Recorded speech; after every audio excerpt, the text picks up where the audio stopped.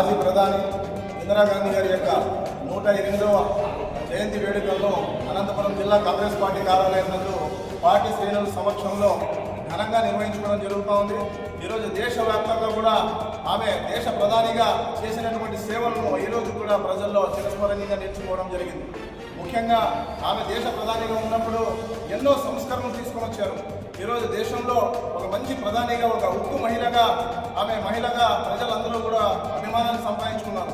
అలాంటి మహిళా నేతకి ఈరోజు కాంగ్రెస్ పార్టీ ఆధ్వర్యంలో ఆమె యొక్క జయంతి వేడుకలను సంతోషంగా ఈరోజు పెద్ద ఎత్తున దేశవ్యాప్తంగా కూడా ఈరోజు ఇందిరాగాంధీ గారి జయంతి వేడుకలు నిర్వహించడం జరుగుతోంది.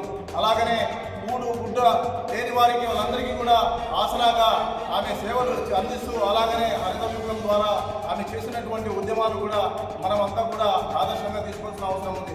అలాగనే ఆమె కాంగ్రెస్ పార్టీ ద్వారా చేసినటువంటి సేవలు ఏదైతే ఉన్నాయో, వారి యొక్క ఆశయాలు ఏ విధంగా అయితే ఉన్నాయో ఆ ఆశయాలను ఖచ్చితంగా కొనసాగిస్తామనేసి తెలియజేసుకుంటూ, అలాగనే ఈ యొక్క కార్యక్రమాన్ని వై వసుంధర రెడ్డి గారి ఆదేశాల మేరకు ఈరోజు ఘనంగా ఇంత జయంతి వేడుకలను నిర్వహించడం అనేది తెలియజేయడం జరుగుతుంది.